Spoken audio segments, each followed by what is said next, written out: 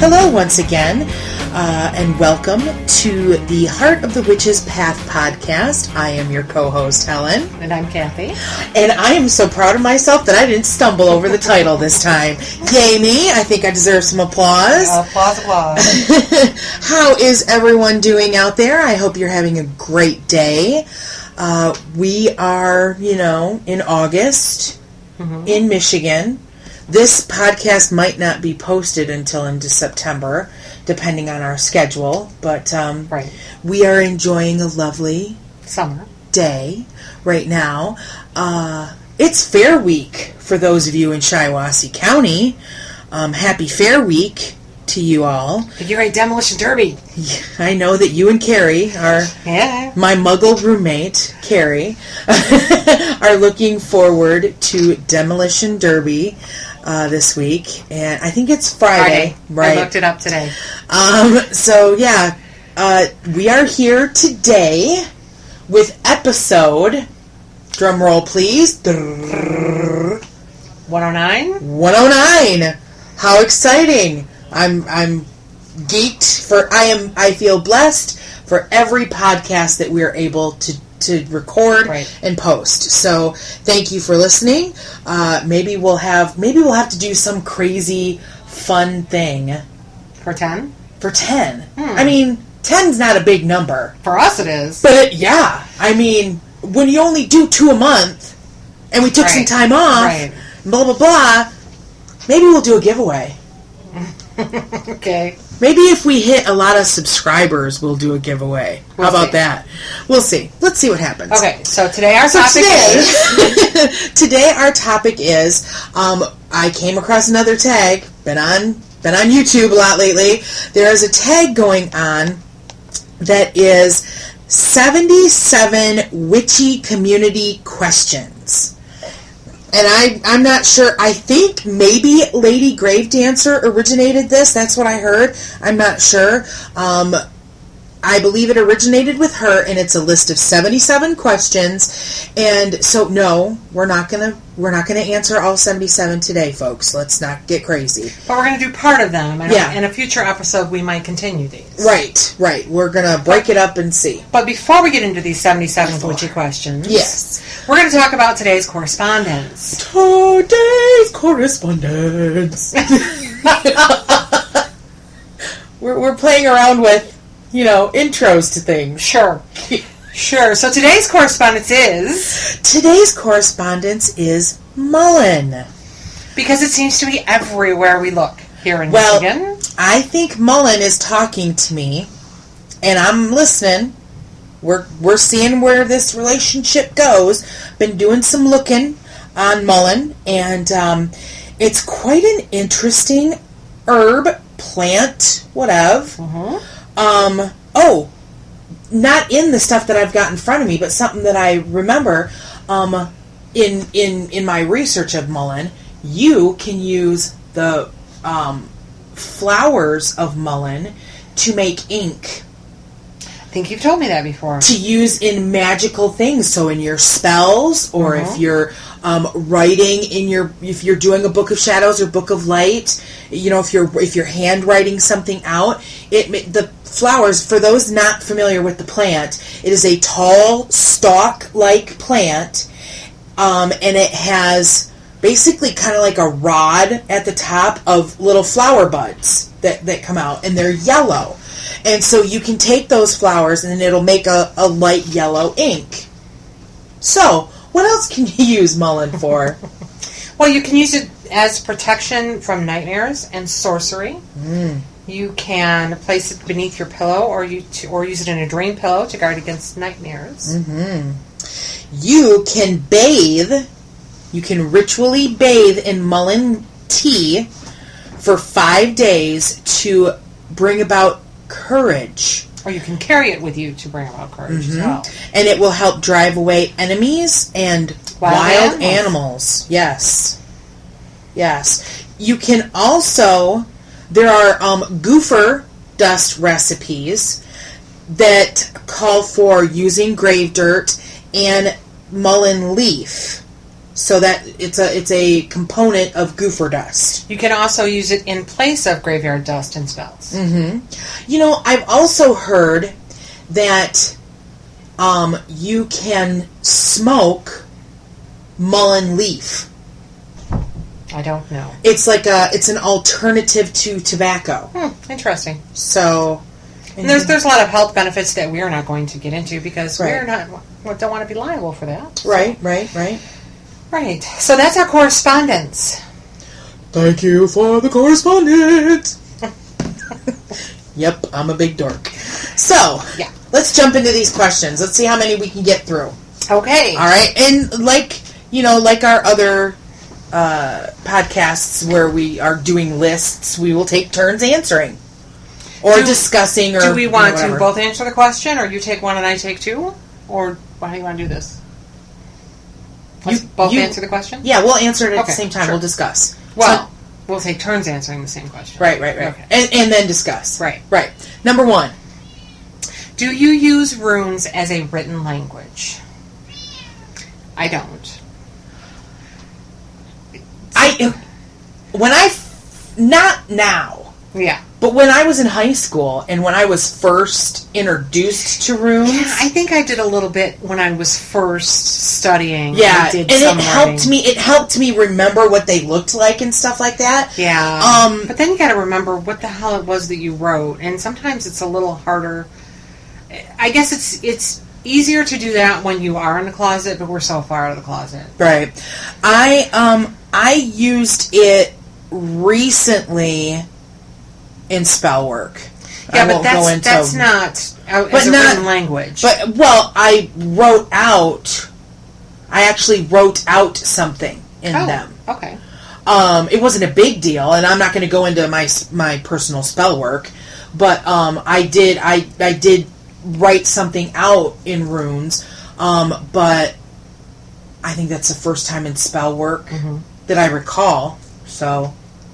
Yeah, not as a written language. No, I do things in English because Mommy needs to read this stuff in the future. So, right, without pulling out a book to go, what is I write? This? Yeah. So I mean, the Theban alphabet, the witch's alphabet, really beautiful. I like it, but I've never made it part of my practice because, I'm old.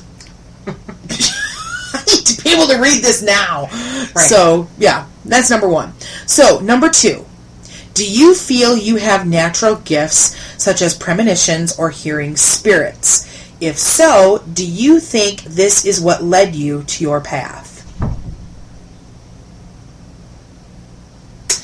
I have had, I can't think of the word, but dreams that were premonitions. Where I dreamed out a scene and months or weeks later. Like deja vu. It has completely and I've had it go, well, this is how it turned out in the dream, and I don't want it to turn out this way, so I have to change something to make sure that it doesn't happen. And I know that my grandmother had dreams where she knew what was going to happen. And one particular case, she woke up and did not want my grandpa to go to work because she knew he was going to get in an accident. And he was driving down the road. He didn't listen. And something about his car door flew open, and it got pulled off by another car or something. But yeah, I mean, I fully believe that we all have gifts that we don't necessarily always listen to. Yeah, so do you think that it's part of what led you to Wicca? No, actually. I think being in Wicca helped me to recognize what it was, but it didn't lead me to it. Right. I've had the deja vu dream thing. I just never had major spirits or anything like that led me to Wicca. I think that your psychic abilities is something you can develop. Well, and everybody gets gut feelings. Right. But I don't think that it was... We've talked about how we came to Wicca, so no. The answer for me is no. So, yes, but no. Right. So, number 3 is what deity do you work with, if any, and why? And I guess I would say that if you're in Wicca, then you should be working with deities. So my patron goddess is Bast, and I use Anubis as my patron god. I've also worked with Thor and words are not working today, Aphrodite, and a few other as temporary for month-long spells or specific spell work. Right. But as far as long-term, it's been Bast and Anubis. For me, we talked about this in our last podcast. I work with Bridget and with Odin Father, as he's known to me. And as for why, Bridget came to me. She came to me. I was seeking. I don't even remember how we came to be. She's just always kind of been there. Yeah, that's the way Bast has been. And then Odin, because of runes, and we talked about that last episode, so I won't go into that. Right, and that kind of also answers 4. Have you always worked with the same deity? So, yes, but no.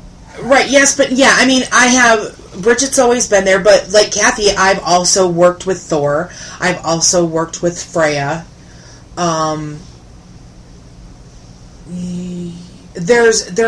There is a Japanese god that you still haven't identified. That I still don't know his name, and I have tried to find out who he is.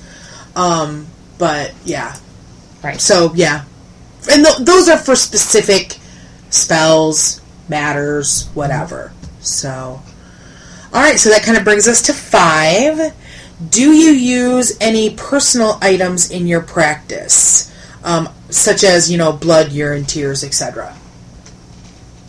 I kind of get squicky, so blood and urine, no. But I have used things like nail clippings and hair clippings.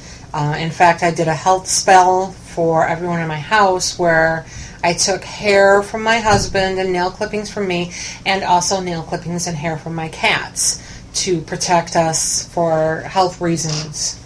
But, yeah, not blood, not urine. I use personal items, but I'm just going to leave it at that. Right. On to number 6. It's your turn to read. My turn to read. Do you do past life readings, or have you ever had one done? If you've had one, who were you in a past life? Wow, I really can read, just not right now. Maybe it was my turn, but anyway, we did a past life regression meditation where I had this image of me as a 1920s or 30s woman who was very controlled by her father. And I think she had cancer, and that's how she died. And her mother was dead. Mm-hmm. But her father was rich and, owned the town. Mm-hmm. And didn't want her to marry. I have done... The past life regression is actually part of year 1 for the Temple of Witchcraft. That's one of the final exercises that you do. And I've actually done that exercise multiple times. And that's something that's encouraged through that study because we kind of went back to it last year. So I've had, I'm trying to remember, I know that I was a priestess at Delphi in a past life. There was a Victorian and stuff like that. Yeah, I had a past life regression where I was in the Civil War, and my husband was a soldier, and I was in love with his brother, and there was a big fight, and I got sick of them both and left. So yeah, we both have. So number 7. What is your favorite magical tool? Ooh. Do you know? I would have to say that my favorite magical tool is myself. Because I don't need tools to do magic. Sometimes they help. It's nice to have that to help, but the will and the power comes from within me. So to will, to know, to dare, to keep silent. Right. So, in that aspect, I am my favorite magical tool. I would have to say the same thing. I love certain tools. I mean, there are tools that have stories behind them for me. But like Cathy said, you don't need them to perform your magic. Some of the most powerful spells that I've done on the fly with absolutely nothing. Mm-hmm. Or, in one instance, I had a package of salt from McDonald's. Right, yeah, and I've never been one to, okay, on Wednesday, the moon is going to be in this phase, and Wednesday's good for this. I've never really... Well, if you have the time for that. If I have the time for it, but sometimes I got to be down and dirty. So, sometimes it's got to happen right now. You got to do what you got to do. Mm-hmm. So, yeah, I would agree. Myself is my favorite magical tool. So, is it my turn to read? Okay. What is a song or type of music that gets you in a witchy mood? Well, there is the band Incubus Succubus, who has all kinds of witchy music. They're kind of hard to get because they're an Irish or Welsh band, some island in Europe. But other than that, there are a couple of soundtracks that have really good witchy music, like the Craft soundtrack. I don't know other than that. For me, I like drum beat. Right. I like that a lot. I Flute. like anything that is instrumental and mystical. So like Clannad is a favorite of mine. Anything by Marie Brennan or Enya, those are things that I've listened to for a long time, even before I was a practicing witch. So yeah, that works for me. So number 9, what is the most magical place that you've ever been? I would have to say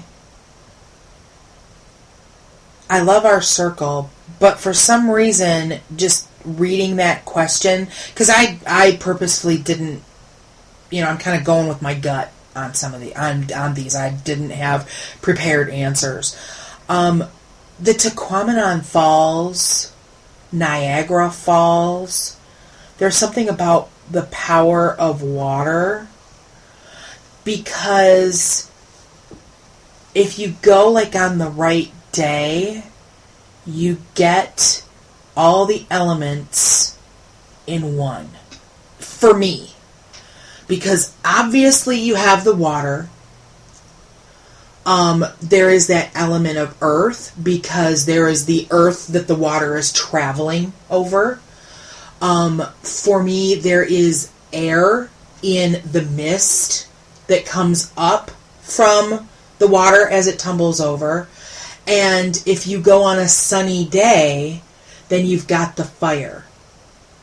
And it's so beautiful, like the colors that you see when you go to Tequamanon. And Tequamanon, for those of you who don't know, is in Michigan's Upper Peninsula. Cathy and I we live in Michigan. I lived in the UP for 4 years when I was in college. So I had a chance to go there. So there's beautiful colors. There's upper falls and lower falls. And I've been to Niagara as well. And that's like a larger scene. And we were able to get close to them. And so that I haven't been to American Stonehenge. I haven't been to Salem or anything like that. So I guess that's, for me, that would be... Well, I have to say that my husband and I have spent a lot of time at Silver Lake Sand Dunes, and it's the same type of thing. On a sunny day, you get the fire, you get the water from Lake Michigan, you get the earth from the sand, and it's usually breezy, so you get the air as well. And that can be a very powerful experience if you let yourself experience it. And I've never been to Niagara, and neither one of us has really traveled to, quote unquote mystical places around. Last summer Randy and I did go to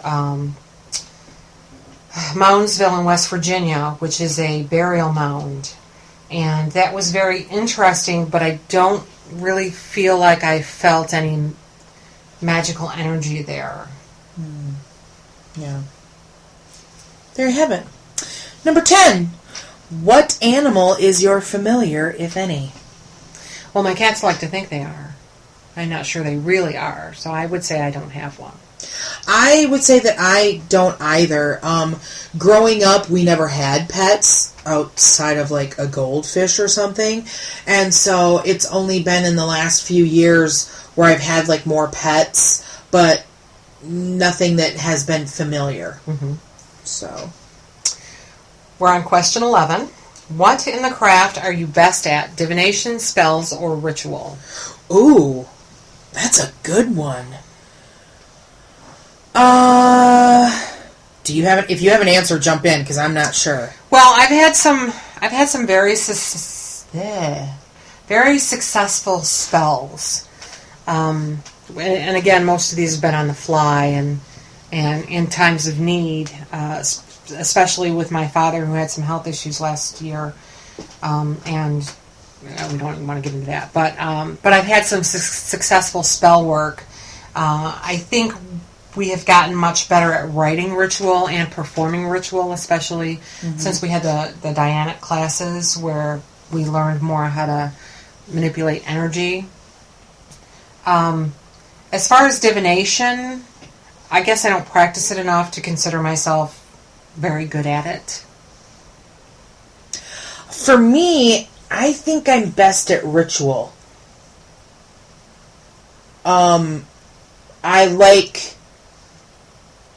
I think for me it's because I was raised Episcopalian, and so that's really close to Catholic, and so there's the ritual of ritual. Mm-hmm. Like, I like going through the motions and leading a ritual and stuff like that. I don't do a massive amount of spell work aside from like energy stuff.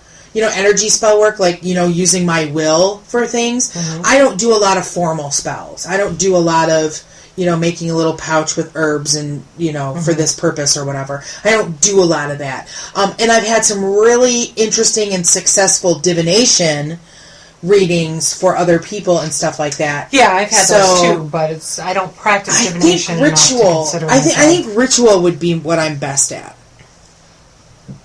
So, sure. There you go. Number 12. What in the craft would you say are you weaker at? Oh, I think I'm weaker at formalized spells. So. Well, I guess I would have to say divination because I don't practice it enough. I mean, I can do a tarot spread and read it if I have the book with me. And I think that I can come down to the bare bones of the matter when it happens, but again, I don't do it enough to really call that a strength. Mm-hmm. So, question 13. What is your most favorite part of your craft? Spell work, spell writing, or divination? I don't know that we should limit ourselves to those three things. Right, yeah. For me, I like the learning of it. I like to learn something new. I like to learn about different things. So I like expanding my knowledge of the craft. And looking at everything from, because we have a great background in what a lot of people call Wicca 101, which is, the Sabbats, the Wheel of the Year, the Aspats, the gods and goddesses, the archetypes and stuff like that. I feel like I've got a great foundation there. But, my last year of study with the temple was about shamanism. This year we're looking at high ceremonial magic and the Tree of Life. I like that. I'm intrigued to get into the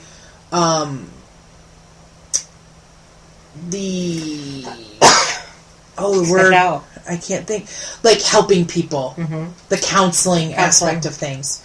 So, yeah. Yeah, that kind of thing is interesting too, the counseling, the mentoring. I also like the crafting part of it. not necessarily, I guess it's kind of spell work in that, because I use like different oils and items to make lotions, or to make sprays or things of that nature. Making the rune stones that we've made. So it's the applying the stuff that we learned to our everyday life. Yeah. Question 14. What is the first purchased tool you ever got? Take it back. Can't do it. Can you do it? I read these questions the other day when I was at work. Helen and I were emailing back and forth, and I went, God, do I even remember what the first purchased tool was? Because I was interested in witchcraft when I was a teenager, and then when I was 19 or 20, even 20, I was able to find some books on witchcraft, and I believe that the first tool I purchased was a tarot deck when I was in my early 20s. Oh, yeah. Because I was thinking about what did I purchase. And I was thinking, well, it had to be either like a pentacle or a bowline or an athame. But now that you say that, when I was in college, it was my second year in college, I asked for a deck of tarot cards for Christmas. And got that as a gift from one of my dad's sisters. And I still have it. It was the Rider-Waite deck. I still have the deck I had was the Rider-Waite. I gave it away, but I believe that was my first deck. I still have mine, and I'm actually going to come back and use it this year with my studies with Temple of Witchcraft in learning about the Tree of Life. Yeah, because there's a lot of Tree of Life imagery in that deck. Well, the Tree of Life is linked with the tarot deck. So, looking at our time. Oh yeah, let's 27. Yeah, we're at about 27 minutes. Can you do one more question? Yeah, let's do one more question. Okay. Oh God, this is a hard one. What was your first homemade tool for your practice? Wow. Geez. That I homemade? I don't know. That's what it says the first homemade, so... Well, I know that I've made runes. I'm trying to remember if I made anything prior to that. An altar cloth, maybe? Oh, yeah, an altar cloth. I know that I have a cup that was made by A.J. Drew. So that was homemade, but not what I made. Purchased. Right. And, we used to make those smudge sticks, too. Yeah, that was a long time ago. Yeah, that was a long time ago. Yeah, I mean, I harvest my, herbs and stuff like that, but like tool, an altar cloth is about the only thing that I've made. I would love to make... we've made so many things since then, Yeah. And we just try to be varied and creative. Yeah. But yeah. Yeah, that's about it. So that got us through 15 questions. Yeah, that's good. We were hoping to get through 20, but, we don't want to make things really long, and we're really trying to stay at our half an hour time for podcasting because everybody's busy and we don't want to take up too much of your time. So we'll stop there for now. If you want to do the 77 tag, I will, because I don't think there's anywhere online where you can find it. I had to look at some people's videos that had posted it in their description box.